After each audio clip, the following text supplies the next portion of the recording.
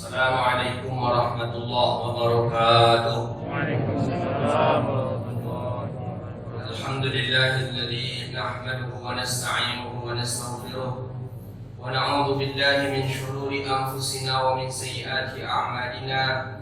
May yahdihillahu fala mudilla lahu wa may yudlil fala hadiya lahu. Asyhadu an la ilaha illallah wahdahu la syarika lahu wa asyhadu anna sayyidana wa nabiyyana Muhammadan 'abduhu wa rasuluhu wa safiyyuhu min khalqihi wa habibuhu. بلغ الرسالة وأدى الأمانة ونصح الأمة وكشف الله به الغمة وجاهد في سبيل الله حتى أتاه اليقين. صلوات ربي وسلامه عليك يا سيدي يا رسول الله. اللهم صل على سيدنا محمد الفاتح لما أغلق والخاتم لما سبق ناصر الحق بالحق والهادي إلى صراطك المستقيم. صلى الله عليه وعلى آله وصحبه حق قدره ومقداره العظيم. اللهم فقهنا في الدين وعلمنا التأويل واهدنا إلى صراطك المستقيم. اللهم بك أصبحنا وبك نحيا وبك نموت وإليك النشور. أصبحنا على فكرة الإسلام وعلى كلمة الإخلاص وعلى دين نبينا محمد صلى الله عليه وسلم. رضينا بالله ربا وبالإسلام دينا وبمحمد صلى الله عليه وسلم نبيا ورسولا. أما بعد. Puja dan puji syukur kepada Allah. Alhamdulillah di waktu yang mulia ini Allah izinkan kita bisa duduk di rumah Allah melaksanakan i'tikaf dan salat subuh secara berjamaah. Mudah-mudahan yang kita lakukan ini diberi pahala oleh Allah Subhanahu wa taala dan dimasukkan kepada amalan saleh. Ya amin ya rabbal alamin. Salawat dan salam kepada Nabi yang agung, Nabi yang mulia Rasulullah Muhammad sallallahu alaihi wasallam. Allahumma salli wa sallim ala sayyidina Muhammadin wa ala alihi wa sahbihi ajma'in. Bapak Ibu hadirin yang dirahmati Allah Subhanahu wa taala, lanjutan kajian kita Bahjatul Nufus mukhtasar fi lil Imam Al-Bukhari fi sahihihi, haditsun karahatun nakhamah fil masajid. Hadis tentang larangan membuang dahak di dalam masjid. Ini hadis dalam Sahih Imam Al-Bukhari. Hadis ini sahih. Dulu pernah terjadi ada Nabi tak tahu siapa yang membuang dahak itu. Nabi tak tahu, cuma dahak itu melengket ke dinding masjid. Dinding masjid ada dahak, dan di dinding masjid itu pun pas di depan baginda Nabi sallallahu alaihi wasallam. Jadi pas di depan Nabi. Jadi ketika Nabi nak takbir, nampak Nabi ada dahak di depannya. Nah, ini tentang membuang air, membuang dahak di masjid. Hadis ini ada 4 cakupan hukum di dalamnya. Pertama, hukum membersihkan masjid. Yang kedua, hukum memuliakan masjid. Yang ketiga, hukum meludah di dalam masjid. Jadi hukum meludah di dalam masjid, apakah boleh atau tidak, nanti pembahasan. Kemudian yang keempat, meludah ke hadapan atau ke arah kiblat. Bagaimana? Apakah boleh atau meludah itu yang mana bagusnya? Ke kiri kah atau ke kanan? Itu nanti pembahasan kita. Kalau ketika sholat, kemana kita meludah? Ke kiri atau kawan ke kiri? Ke kanan atau kawan ke kanan? Bapak caranya. Kalau kita tak salat, memang ke kiri afdalnya. Kita tidak senang dalam keadaan salat, berjalan santai dengan kawan-kawan, itu memang meludah ke sebelah kiri. Tapi kalau dalam posisi salat, macam mana caranya? Itulah hadis yang kita baca insyaallah hari ini. Qala haditsun karahatun nakhamah fil masjid. Hadis tentang larangan baginda Nabi membuang dahak di masjid. Nakhamah ni dahak. Nakhamah itu dahak. Dahak yang kering nakhamah. Kalau dahak yang basah balgham. Itu bahasa Arab. Kalau nakhamah itu sudah keringnya. Sudah kering, tak macam lem itu nakhamah. Kalau yang masih basah dia itu namanya balgham. Maka di dalam kitab Ta'lim salah satu penyebab kita pelupa karena banyaknya balgham di tubuh kita. Balgham itu apa? Dahak yang masih basah di dalam tubuh. Jadi kalau kita banyak dahak, itu biasanya kita agak pelupa. Itu katanya di dalam kitab Ta'limut Ta'lim. Maka salah satu untuk membuang dahak yang banyak di tubuh itu adalah dengan memakan kismis. Kismis, ya kan kismis. Kalau bahasa Arabnya kismis. Dianjurkan kita banyak memakan kismis. Kismis ini anggur yang kering. Dalam sehari itu dianjurkan kita memakan kismis itu 21 kali. Itu di dalam kitab Ta'limut Ta'lim. Itu salah satu untuk membuat kita cerdas. Membuat ingatan kita kencang, banyak makan kismis. Ini kismis lah, ya kan? Untuk yang kismis ya.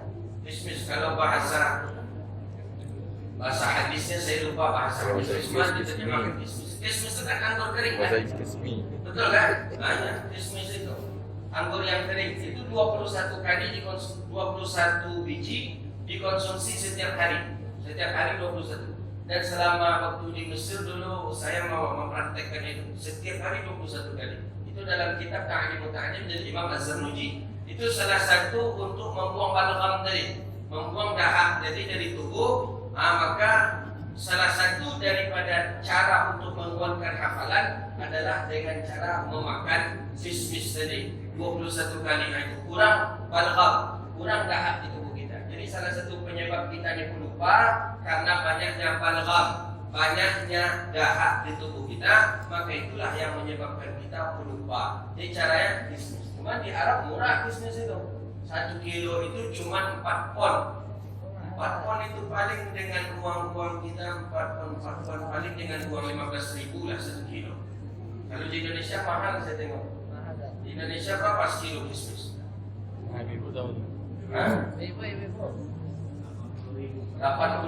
ya, di Indonesia mahal. Saya pernah melihat mahal di Indonesia mahal. Kalau di Arab murah 15.000 itu cuma dapat kita sekilo. Lumayanlah dalam setiap hari konsumsi 21 kali 21 biji setiap hari. Itu salah satu membuang balgham, menguatkan hafalan dan menghilangkan tikun. Balgham jadi berbeda antara balgham dengan nakhamah. Kalau nakhamah itu yang sudah kering, itu nakhamah. Kalau balgham yang masih basah itu balgham namanya. Itu rahasia Ustaz Mak Ustaz Alun Pikun. Iyo, mudah iyo kalau lah tua banyak berat pun makan kismis, kalau lah tua itu tentu ia timbul masuk pikun ya kan. Tapi insya Allah lah dengan salat subuh jamaah mesti hilang je pikun ada. Ya kalaupun ada mungkin lambat lah begitu dia. Saya menerima video kemarin dari salah seorang sahabat kita, video Syekh Ali Sabuni, pakar tafsir. Syekh Ali Sabuni masih hidup beliau sekarang. Cuma ternyata memang betul dalam Al-Quran itu min ba'di quwwatin, setelah kuat itu lemah. Memang lemah, badan tak bisa apa-apa. Cuma daya ingat kuat, masih mampu mensyarahkan hafalan yang adanya kepada murid-muridnya.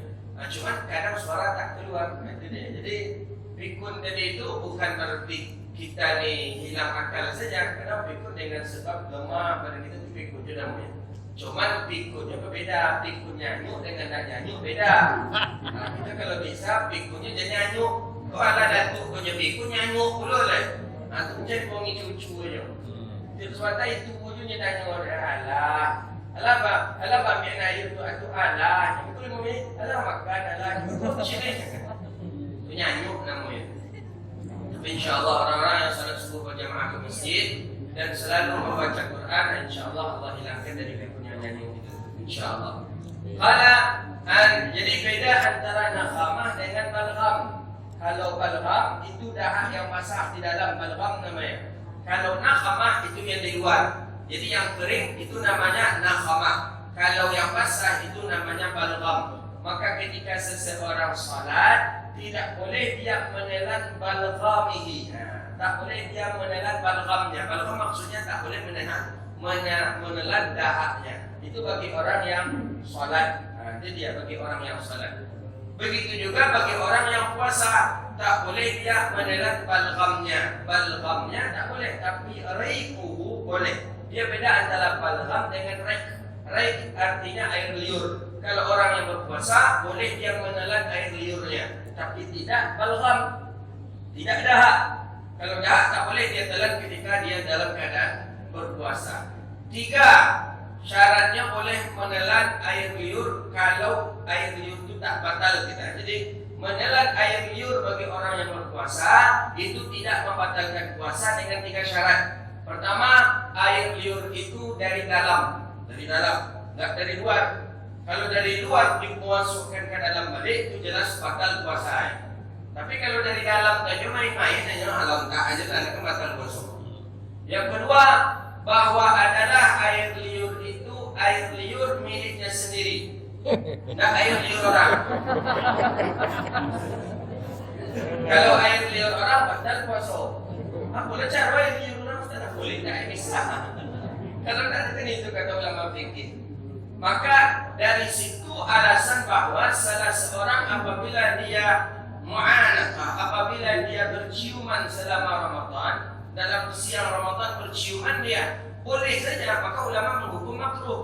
Mazhab Hambali menghukum batal, tapi mazhab kita Syafi'i dengan jumhur itu hukumnya makruh. Suami istri berciuman siang Ramadan makruh, cuman dikhawatirkan nanti dia minum air liur istri atau suami pada kita nanti. Nah itu maksudnya tuh apa? Bukan tak bisa air liur. Kalau air liur milik kita sendiri, insya Allah aman puasa. Tapi kalau lah punya orang pulau ambil, itu batal puasa kita. Yang ketiga, riquhu khalisah, bahwa adalah air liur itu air liur yang bersih yang tidak ada campurnya. Tapi kalau air liur itulah bercampur dengan balgham, air liur bercampur dengan dahak, kita telan, itu batal puasa kita. Tapi kalau air liur itu saja tidak ada campur sama sekali, maka puasa kita tidak batal dan boleh melanjutkan puasa kita. Begitu dia. Jadi berbeda antara balgham dengan nakhamah. Nakhamah yang kering, nakhamah dahak yang kering atau yang sudah keluar dari mulut kita itu nakhamah. Kalau dari dalam namanya balgham. Masuk ke hadis ini sahih dalam Sahih Imam Al-Bukhari radhiyallahu taala anhu. An Anas bin Malik radhiyallahu anhu, hadis daripada Sayyidina Anas bin Malik. Anas bin Malik sahabat Nabi sallallahu alaihi wasallam, beliau orang yang terdekat Nabi sebagaimana yang sudah kita jelaskan sebelumnya, bahwa Anas bin Malik ini pembantu Nabi dan juga orang yang selalu menyimpan rahasia Rasulullah sallallahu alaihi wasallam. Jadi sehingga Anas bin Malik ada menyimpan rahasia Nabi, dan kata Nabi, ya Unais, Nabi memanggil Anas dengan Unais. Ya Unais, pergilah menjumpai si fulan, sampaikan ini kepada si fulan. Wala tatakallama ghairuhu, jangan engkau ceritakan kepada orang selain dia. Cukup dengan dia saja. Baik ya Rasulullah, baiklah Anas keluar rumah. Anas keluar rumah untuk berjumpa dengan si fulan tadi. Anas pergi ke rumah si fulan. Sampai di tengah jalan, Anas berjumpa dengan ibunya Ummu Sulaim. Kata Ummu Sulaim, kata Ummu Unais, ya Anas, ya ibu, ada apa? Mau nak kemana? Saya disuruh Rasulullah SAW ke rumah si fulan ya ibu. Ada apa? Ada menyampaikan rahasia Rasulullah SAW. Apa rahasia? Apa rahasia Nabi? Apa pesan Nabi? Kata Anas bin Malik, ibu, aku dipesankan oleh Rasulullah untuk tidak menceritakan kepada orang selain si fulan ini. Ibunya untuk mengerti pula, kecil ibunya, engkau jagalah amanah Rasulullah sallallahu alaihi wasallam. Ibu fahamnya. Ini memang ada orang yang amakku gak kepo, kata ngapo. Aku kecilnya. Sebablah bila pandai pada sudah tidak nak dengan nang lainnya. Kadang ibu kena harus faham juga kita ibu. Harus faham, harus mengerti pula. Kita macam ibu Imam Syafi'i pula lah.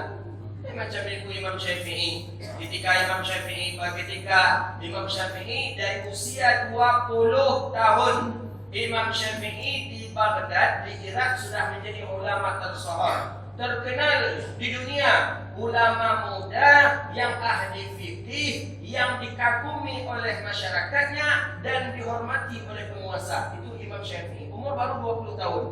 Sehingga orang-orang dari Irak, dari Baghdad ketika pergi haji, ketika tawaf, cerita orang ketika tawaf Imam Syafi'i saja. Syafi'i, oh luar biasa ilmunya Imam Syafi'i, dia masih muda. Itu cerita orang di tawaf. Mak menunggu Imam Syafi'i di Makkah. Mak selalu menunggu Imam Syafi'i di Makkah. Jadi kata mak, "Man takalamu?" Siapa yang kalian ceritakan? Yang kami ceritakan ini Syafi'i. Kata orang-orang yang sedang tawaf, ini orang-orang dari Baghdad nih pergi ke Makkah. Syafi'i yang mana? Muhammad bin Idris kah? Kata ibunya. Muhammad bin Idris itu nama Imam Syafi'i. Muhammad bin Idris kah? Ya. Engkau belum pernah berjumpa dengan dia? Kata orang Baghdad ini kepada ibunya. Padahal amma Imam Syafi'i kan? Ada pernah masuk ke lain. Lalu besok kalian yang ke Makkah, jumpalah dengan dia. Orang alim yang ditakuti oleh penguasa dan disegani oleh orang-orang banyak. Itulah Muhammad bin Idris Syafi'i. Kata ibu Imam Syafi'i, salim alaih. Kata ibu Imam Syafi'i, titip salam saya kepada Imam Syafi'i itu.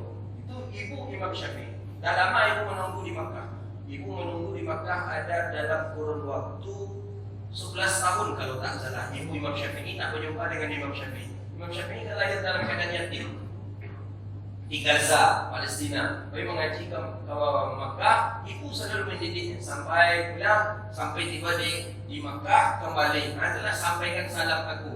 Jadi orang-orang Baghdad tadi sampai ke Irak, disampaikanlah salam Imam Syafi'i, disampaikanlah salam ibu Imam Syafi'i. Ya Imam, ya kata Imam Syafi'i, kami kemarin tawaf. Ketika tawaf ada ibu-ibu yang ikut mendengarkan kami tawaf. Dan ibu itu menanyakan Muhammad bin Idris kah yang kalian maksud? Iya, kata ibu itu, kata perempuan itu, dia mengucapkan salam kepada engkau. Bagaimana ciri-cirinya? Kata Imam Syafi'i, ciri-cirinya seperti ini, seperti ini. Apa kata Imam Syafi'i? Huwa ummi. Itu adalah ibuku, kata Imam Syafi'i. Maka Imam Syafi'i saking memuliakan ibu, Imam Syafi'i mengarang satu buah kitab 7 jilid. Kitab itu beliau beri nama dengan Al-Um. Al-Um artinya ibu, tapi di dalamnya bukan menceritakan kisah tentang ibunya, tapi di dalamnya menceritakan tentang hukum fikih. Sampai hari ini terkenal kitab dalam mazhab Syafi'i yang paling tertinggi adalah kitab namanya Al-Um, ibu. Kenapa Imam Syafi'i membuat nama kitab itu ibu? Karena Imam Syafi'i selalu merindukan ibunya. Ibunya orang iffah, ibunya terjaga, ibu tak pernah makan haram, ibu tak pernah berbuat dosa. Itulah ibunya Imam Syafi'i radhiyallahu taala. Kalau kita pakaikan pula lah amak-amak begini, mudi itu orang bercerita anaknya, aku mungkin kira jawaban amak begini. Anak tentu jadi sipukan banyak. Sampailah salam ke ini, dia yang katakan ini tu kata, jadi ibu Imam Syafi'i. Sama lah dengan Anas bin Malik. Jadi kata ibu Anas bin Malik, engkau jagalah pesan Rasulullah, wala tatakallama ghairuh. Jangan engkau ceritakan kepada orang selain daripada dirinya. Ibu pun faham ibu Anas bin Malik. Jadi ibu-ibu kok jangan ingin tahu aja wak sadonya. Kadang kau nak anak dia bercerita alah memang suruh-suruh biar rahsia-rahsia jawab aku aja. Kadang ada memang yang mesti dia rahsiakan, yang tak boleh kita tahu. Ini kadang ibu orang tua terlampau mencampuri urusan anak. Ini kadang tak betul juga dalam agama kita, tak betul juga. Nah, sampai beko masalah anak dengan istrinya, beko masalah anak dengan anaknya pula. Di situ kadang banyak rumah tangga yang kacau di pertengahan jalan karena sudah banyak ikut campur orang tua. Kalau orang tua sudah menikahkan anaknya dengan orang lain, tugas terutama orang tua adalah doa setiap malam, doakan anak. Setiap malam doakan anak. Itu tugas orang tua. Jangan mencampuri urusan anak lagi. Kamu apa gajian perusahaan itu? 8 juta itu ke kami berapa lagi? Sekiannya. Itu lebih untuk biniannya. Dan yang kadang-kadang binian kekanyang lewatnya. Itu tidak betul kita orang tua. Yang kita anak, alhamdulillah kan ada pencarian kita. Pensiunan yang kita ambil kan ada, rumah kontrakan ada, ruko ada, itu aja lah nikmati. Kadang menuntut pula karena aku dia mah sejuta selama berdua. Ini murati surang kami kerja di berdua jelas. Berjuta dulu mau lihat baang jelas. Oh memang juga buat. Lain dong dia di siko. Lain. Kacau itu. Itu panjang anak aku jadi anak lain bini. Lama tak menuntut pula mau diikut hati gua di rumah bini tentu ditanya dulu deh bini apa yang mau bawa bang anak tentu apa yang bawa ada abi 8 juta jadi amak ingin pula menguasai. Nah, ini kebanyakan dan itu ada. Tadi sebelum kalau you ada taubat tak capek deh. Ada hasil kita ambil hasil kita nikmati hasil kita anak tu jatah kalau nyakitinnya alhamdulillah. Tidak nyakitinnya tak apa juga. Tapi anak kalau lainnya salat, kalau lainnya duduk di majelis ilmu mengaji mereka, tidak terbayangnya dia maknya ayahnya. Nah, jadi tak perlu kita menuntut kalau masih ada di kita. Maka dalam fikih itu nafkah itu umudani. Nafkah ada nafkah dua tiang istilahnya dalam fikih. Apa maksud nafkah dua tiang dalam fikih? Tiang pertama anak dan istri. Tiang kedua adalah orang tua. Maka di dalam fikih disebut umdan. Umdan itu dua tiang. Tiang pertama anak dan istri. Tiang yang kedua ini adalah orang tua. Tapi yang lebih utama anak dan istri dulu. Kalau orang tua mendapatkan atau ada penghasilan tetapnya, orang tua kau menerima pensiun dan pensiun itu cukup rasanya bagi orang tua. Dalam kajian mazhab kita tidak wajib memberi orang tua. Tidak wajib. Walaupun ia minta dari orang tua, tidak wajib kan? Dia lama berjata, agak lama kepitiwangan. Padahal enggak, dia kasih murah-murahnya kan 2 juta lagi gini kan. Tidak wajib kita memberinya 2 juta, tidak wajib. Kalau orang tua ini ada penghasilan, itu dalam fikir dalam kitab Sulamut Taufiq ila Mahabbatillah Ta'ala.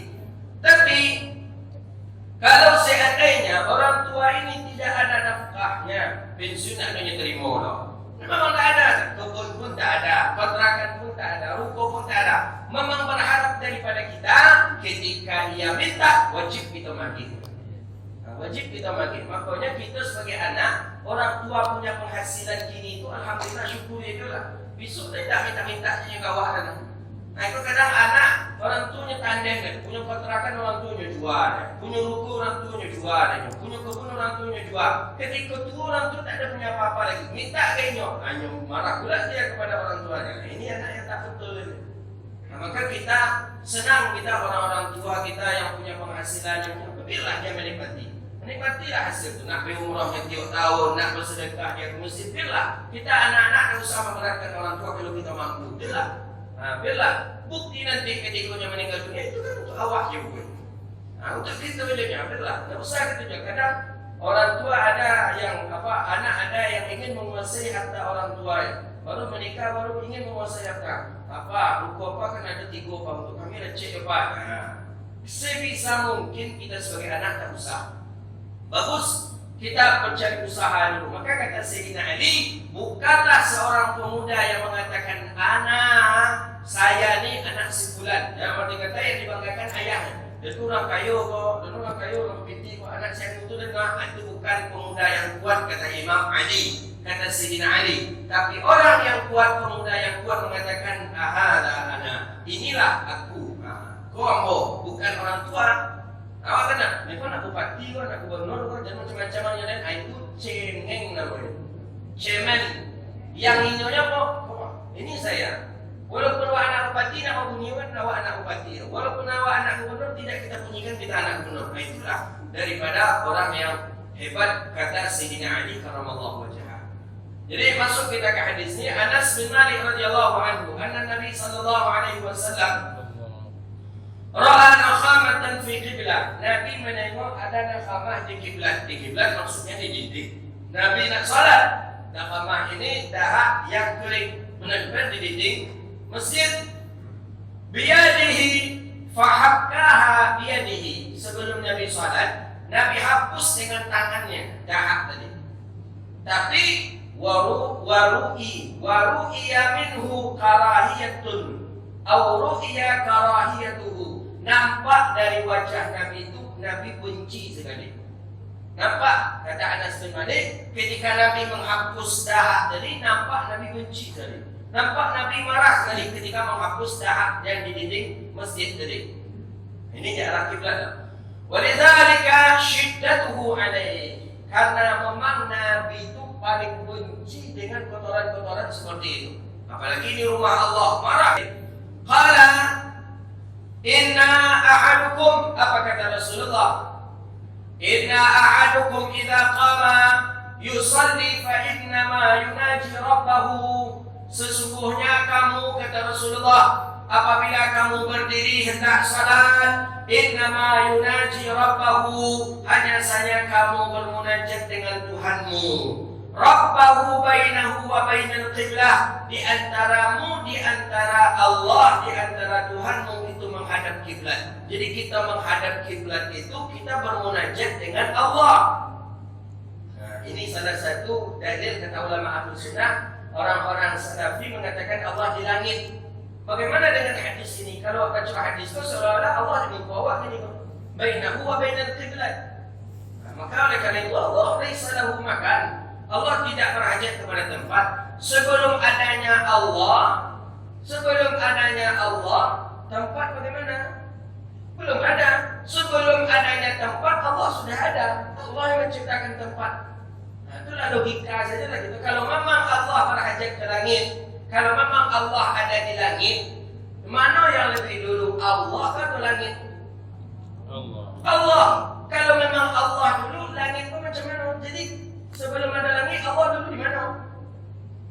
Nah, maka oleh karena itu tak masuk ke logika kita menurut akidah Ahlus Sunnah wal Jamaah. Wujuduhu bila makan, Allah itu ada tanpa pakai tempat. Jangan kita sebut di langit. Kalau di langit berarti Allah tasyabuh punya tempat. Akidah Yahudi itu yang menisbahkan Allah punya tempat. Akidah kita Ahlus Sunnah wal Jamaah, laisa lahu makan.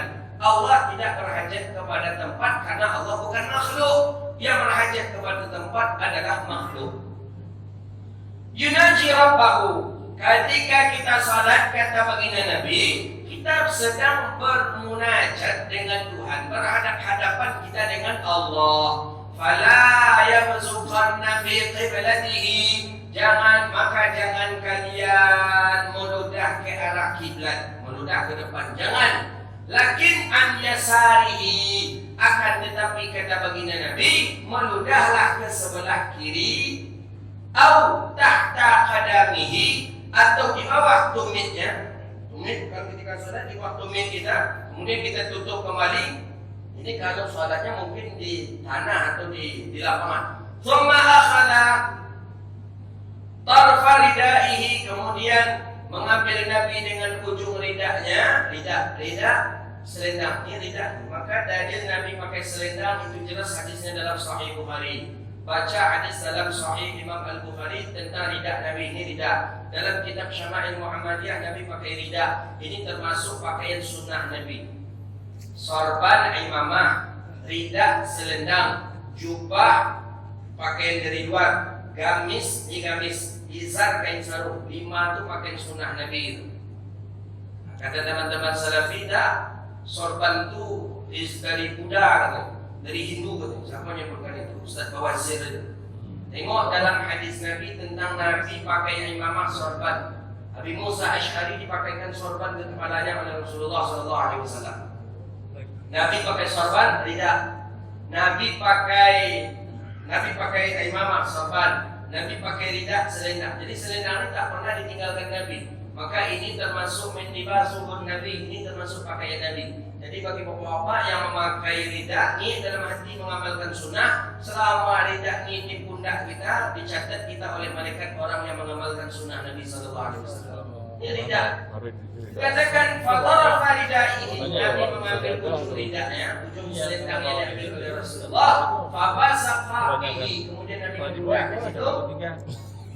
Waradda ba'duhu, kemudian dilipat oleh baginda Nabi sallallahu alaihi wasallam. Kemudian di baginda Nabi sallallahu alaihi wasallam au yaf'alu kadzalik, seperti itu baginda Nabi sallallahu alaihi wasallam kalau ketika salat berdahak. Jadi Nabi berdahak. Ada kedua tahap. Dibawa oleh baginda Nabi ke ujung, kemudian ditempelkan ke lidah beliau, kemudian tetap salat. Nah, itu maksud daripada lidah. Jadi lidah ini pakai sunnah, jangan kita tinggalkan. Ya, apa hikmah lidah ini? Lidah ini pertama hikmahnya seolah-olah kita sedang mengemban satu amanah di punggung, di pundak kita. Makanya kalau ada selendang di situ, nanti kamu mungkin mau menengok aurat orang produksi. Kalau ada ujian kalau itu memang kain kurang. Ini pakai selendangnya duduk jadi di kafe kan setiap produksi lewat jadi duduk lewat jadi itu. Itu memang butaan ada ujian di situ. Maka itu suatu menjaganya kalau tidak. Kemudian kenapa lagi disejajar dia untuk menseimbangkan antara dunia dan akhiratnya? Maka semuluri kena ridha. Apalagi lidaf'is sa'idin gitu. Di dalam kitab Tanbihul Ghafilin untuk dafak sahil. Dafak sahil kau melawan musuh. Ya, awak senjata ada musuh kau. Apa cara kecil menarik kau? Jole, tarik kau bisa cakiknya je kau. Buka serinang gitu kau. Diputar kepala juga sih kau, dicakiknya tak bisa menyelamatkan itu kau. Maka begini Nabi sallallahu alaihi wasallam setidaknya mungkin menyelaminya tipu itulah lawak apa nama? Lawak kalatian tahap itu. Bahasa Inggris tuh Pak. Dikalatikan apa? Hah? Dikibaskan. Itulah. Jadi sunnah pakai selendang ini sunnah. Alhamdulillah kalau setiap pengajian sudah meninggalkan ridha. Tapi kalau kamol payah belum mau memakainya begitu. Kamu lo begitu assalamualaikum Ustaz, assalamualaikum Ustaz, payahlah menjauh ya Salam. Ada salah seorang sahabat Nabi, saya pula lupa namanya, Urwah dan siapa. Jadi beliau ada amalannya dalam seminggu itu sehari beliau kosongkan harinya untuk baca Quran. Dia kosongkan harinya untuk beribadah. Jadi ibadahnya cuma satu saja dalam sehari itu. Kecuali salat tetap dia salatnya mau. Apa ibadahnya? Dia pergi ke pasar mulai dari pagi. Start pagi nyampai ke pasar, pergi pulang setelah sholat asar dari pasar. Mengapa ke pasar? Bukan pergi belanja. Dia ke pasar, cik pergi menyambut salam aja ke orang di pasar. Masuk ke orang, assalamualaikum, waalaikumsalam. Seorang, assalamualaikum, salam. Mulai dari pagi sampai asar. Bayangkanlah untuk mendapatkan pahala salam tu je. Atau ada sahabat Nabi yang model itu. Luar biasa, cara-cara orang mendapatkan pahala luar biasa. Kalau awak mau itu diri, orang suruh cirinya apa balik juga tu supaya enggak ada salam aja tu je. Bukan ada salam doa orang kata assalamualaikum, salam. Jadi Sayyidina Abdullah bin Umar atau Umar bin Al-Khattab. Abdullah bin Umar, ibulah Abdullah bin Umar. Kawannya bola kerjanya ke pasar katanya. Mengaku banyak yang belanja, banyak membeli sesuatu. Ibu di pasar tadi berjalan ada ciknya bagi dia. Salam dia, salam, assalamualaikum, salam. Sampai waktu asar. Jadi kata Abdullah bin Umar, apa yang aku balik? Nah, ada yang balik. Jadi tapi kan banyak tadi. Banyak setiap kita mengucapkan salam tadi berapa ribu malaikat yang mendoakan kita. Itu kata sahabat tadi kepada Abdullah bin Umar. Jadi sahabat setelah mendengar hadis dari Nabi itu memang langsung diamalkan dulu. Bahwa mengucapkan salam radda alaihi salam, ketika kita menjawab orang menjawab salam, maka malaikat pun menjawab salam daripada salam kita. Itu kan suatu penghormatan. Thumma akhadha tarfa'u ridahu. Tidak. Jadi selendang ini hukumnya sunnah. Fa badaqa fihi wa radda ba'dahu ala ba'din wa qala aw yaf'alu hakadha. Jadi ada 4 dia. Pertama, hukum mensucikan masjid. Sucikan masjid hukumnya wajib. Kenapa Nabi tadi marah? Karena orang-orang membuang nakhamah dahak itu, balgam itu di dinding masjid. Masjid ini min baitillah. Masjid ini daripada rumah Allah. Wajib kita jaga, wajib kita sucikan. Tak boleh. Maka dalam hadis Nabi yang lain bahwa man rafa'a izalatun atau taksirun min masjidin, siapa yang membuang kotoran dari masjid, maka Allah catat itu bagian daripada amal saleh. Ada kotoran, apa kotoran itu? Mungkin sampah saja. Ambil sampah, masukkan ke saku kita sudah mendapatkan pahala amal saleh. Masjid harus disucikan. Yang kedua, kemuliaan masjid. Masjid ini tempat yang mulia, tempat yang agung. Dari hadis ini nampak tidak dahak saja Nabi marah, apalagi dengan darah yang masuk, apalagi kalau kotoran najis. Dahak itu tidak najis, dahak itu sekedar kotor saja. Apalagi kalau najis masuk seperti darah, nanah, kotoran. Maka salah satu dalil yang terkuat dalam mazhab Syafi'i, perempuan tidak dibolehkan masuk masjid kalau ia haid karena dikhawatirkan taksiruhu, mengotori masjid. Dahak saja Nabi marah, apalagi dengan darah, dikhawatirkan nanti darah menetes, dikhawatirkan nanti terkena darah, dan ini tempat yang suci. Yang ketiga, bahwa apabila seseorang itu meludah dia, kemana yang paling afdal dia meludah? Yang paling afdal dia meludah ke arah kirinya, itu paling afdal.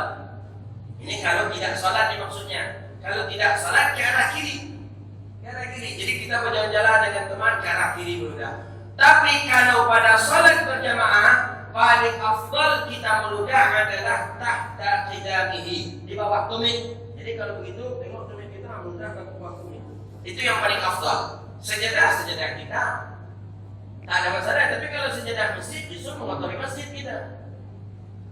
Tapi Nabi sudah mencontohkan itu kalau seandainya kita tidak membawa lidah, tidak membawa selendang. Kalau kita membawa selendang, cukup bawa lidah, dibawa oleh lidah daripada naqamah, daripada balqam ke depan, kemudian dihapus dengan lidah. Itu caranya. Atau dalam kitab I'anatul Talibin Fikih Mazhab Syafi'i, boleh dengan ujung baju kita yang panjang. Kita ada dahak ditelan, batal salat, bawa ke depan ujung lidah, boleh.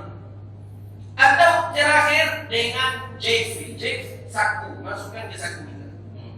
Itu cara, maka itu hikmahnya ada saku di situ. Untuk dahak, untuk piti aja, untuk dahak. Jadi dalam kitab I'anatul Talibin, kalau seandainya ada naqamah, ada dahak, ada balgham, buangnya masukkan ke jayfi. Nah, yang keempat, hukum meludah di dalam masjid. Mazhab Syafi'i mengatakan hukumnya makruh. Makruh meludah dalam masjid. Yang meludah dalam masjid ada caranya. Pertama, meludah dari dalam keluar. Hukumnya makruh dalam mazhab Syafi'i. Cara meludah yang kedua dengan cara seperti tadi. Nah, itu tak boleh. Itu makruh hukumnya. Nabi tidak mempraktekkan cara meludah, tapi Nabi mempraktekkan cara membuang dahak. Caranya beliau bawa ke ujung dan tanpa meludah. Nabi tak meludah. Maka mazhab Maliki mengatakan bahwa meludah di dalam masjid hukumnya haram. Jadi dari luar nih buka jendela meludah kita keluar, itu dalam mazhab Maliki hukumnya haram. Karena Nabi melarang. Tak boleh kita untuk riqi, tak boleh kita untuk melakukan membuang daripada dahak kita, ya, bazak dari meludah dari dalam keluar atau dari mulut ke saku tadi. Dalam mazhab Maliki hukumnya haram, tapi dalam mazhab Syafi'i hukumnya makruh. Nah, itulah yang dapat kita ambil kajian kita. Sebisa mungkin bahwa kita tidak meludah kita di dalam masjid. Sebisa mungkin kita membuangkan dahak dari mulut kita ketika kita berada di dalam masjid sesuai dengan arahan yang dibawakan oleh baginda Nabi sallallahu alaihi wasallam. Hadza wa billahi at-taufiq wallahu a'lam. Rabbana atina fid dunya hasanah wa fil akhirati hasanah wa qina adzabannar. Allahumma faqihna fid din wa 'allimna ta'wil wa hdina ila siratikal mustaqim. اللهم بارك لنا في أولادنا وذريتنا واحفظهم ولا تضرهم وفقهم لطاعتك وارزقنا برهم برحمتك يا أرحم الراحمين. اللهم أعز الإسلام والمسلمين. اللهم انصر إخواننا المجاهدين في كل مكان يا رب العالمين. اللهم احفظنا واحفظ أهلنا من كل سوء وضير يا أرحم الراحمين. اللهم اجعلنا أهلنا وأولادنا من أهل العلم وأهل الخير ولا تجعلنا وإياهم من أهل السوء والضر والجهل برحمتك يا أرحم الراحمين. ربنا آتنا في حسنة وفي الآخرة حسنة وقنا عذاب النار. صلى الله على سيدنا ومولانا محمد وعلى آله وصحبه أجمعين. سبحانك اللهم وبحمدك أشهد أن لا إله إلا أنت أستغفرك وأتوب إليك والحمد لله رب العالمين. Demikian, assalamualaikum warahmatullahi wabarakatuh. Waalaikumsalam.